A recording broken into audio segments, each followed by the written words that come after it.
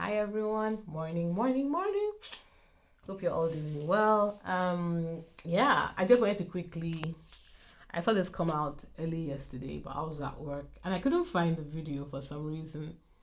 But I finally found it through the lowest of bars, Daily Mail. I think GB News, not that it's been proven to be absolute and complete nonsense, have either buried it somewhere or because it apparently took place as part of their because GB News is not a real news channel, they just stream stuff in the afternoon and cut it into clips and put those clips as baits on their YouTube channel. A disgrace. Anyway, they've probably buried the lead somewhere, and I am not going to watch GB News for more than 5 seconds. I'm so sorry. If you're not going to highlight the specific clip for me, I'm not going to dig in for it. It's literally like digging in shit. Sorry, digging in doo-doo. Absolutely not.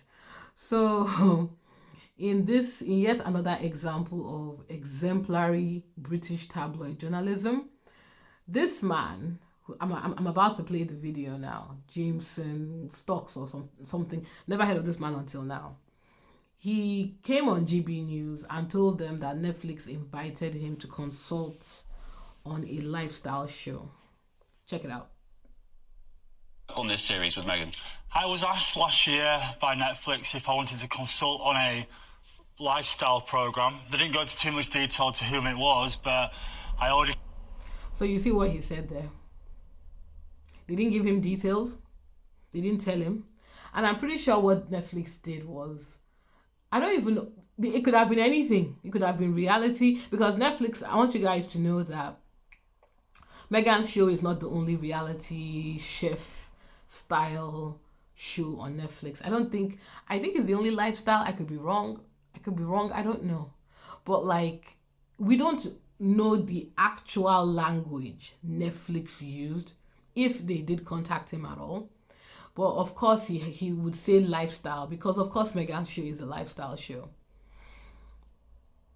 And with that in mind, without verifying, without checking, without confirming, GB News decided to platform this idiot. I already kind of knew who it was anyway. Why didn't you take it up? I felt that even if she produced a really great program, which I was quite skeptical of anyway, that I might get a little bit slammed for being a part. I want to be clear. This man, apparently, I want to, please, if you know who this man is, this is my first time hearing of this individual. So I find it impossible to believe that Duchess Meghan would have, from her list of potential guests, would have asked for this individual. It is, no. Not that we've all watched the show. Do you find it plausible that Duchess Meghan would have asked for this man from her list of potentials? Because if anybody thinks Meghan was not actively involved in that list in creating the list of guests on her show, then I don't know what you're smoking. Meghan's show, for those of us that have watched it, you can tell she chose people that won. That were, especially, let me focus on the chefs and the people that she brought in. People that she knew, she grew up watching. People that were from her native Los Angeles area, like Roy Choi. I'm so sorry, I forgot the other guy, and Alice Walker. But you expect me to believe Meghan knew who or what this unwashed looking individual was and invited him to our show?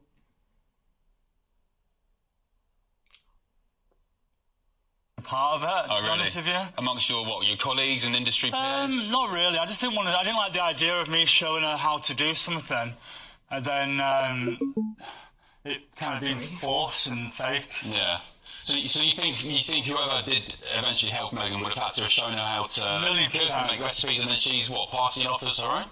Well, I'd imagine with a production company like Netflix. Even the talking point is stupid. That guy, that host, Ben Leo, he's a stupid individual. If you watch his shows, you can tell he's not a journalist. This is what I'm saying. They're not hiring journalists, because people actually go to school and are trained for this stuff. They just get bottom feeders, desperate. I don't even know what the qualification is. I think if you're willing to say stupid things, if you know how to anybody can be a journalist apparently, and if you're working on a place like in a place like GB News that isn't looking for facts or trying to report the news, they just want controversy and clicks. It's basically just vibes.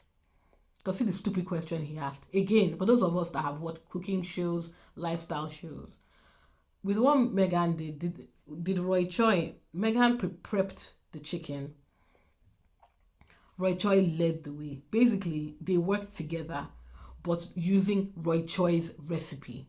Was there anywhere on that show that it looked like Meghan was trying to steal somebody else's credit? If she was trying to steal somebody else's credit, why invite them to the show? Why not just say she made it up herself?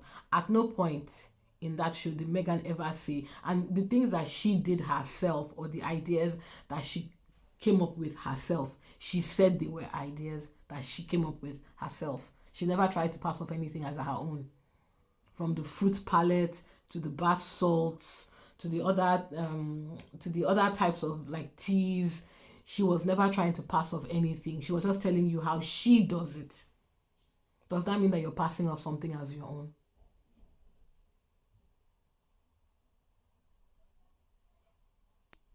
You should have 2 or 3 consultants. Yeah. You have a stylist, for instance, to clothes. You have they'll be given ideas what to do for food. And I just felt that, if she's going to do something herself, she should do something herself. That's enough of that nonsense. Luckily enough, the content is just 1 minute long. But yeah, like I said, this guy has been debunked. He's found to be a liar, and everything has gone down. But it's very interesting. The thing I will call out is, at no point on GB News did anybody think to verify, because as I've shown you, GB News is just vibes. So this type of nonsense happening on their station on their channel doesn't really surprise me. But watching people like US Weekly, even Daily, well, not Daily Mail, US Weekly, other people who are trades. It's just the fact that nobody even bothered to verify. This whole thing could have been debunked by just asking him to provide evidence that he was actually invited. It wouldn't have aired. It wouldn't have aired. They wouldn't have bothered to print it. Now, if you look at the article that Us Weekly posted with this, because of course they were chasing engagement, because who the hell is James Cooks, for goodness sake? If they had bothered to just, maybe even if they don't want to ask James, reach out to Netflix and ask, is this true? Anyway, Netflix did his job and came out and said they have no idea what this guy is talking about. He was never consulted for the show. New York Post, a right-wing tabloid, came out and said everything this man has just said is a bold-faced lie.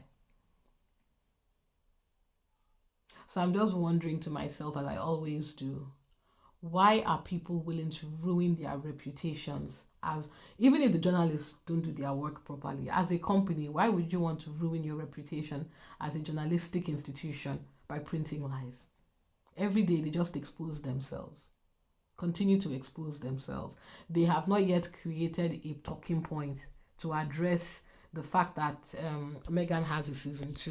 And one other thing I wanted to tell you guys, have you noticed now that ever since it was announced that the season 2 has come, we are seeing more, especially on X, you're seeing more articles that are positive.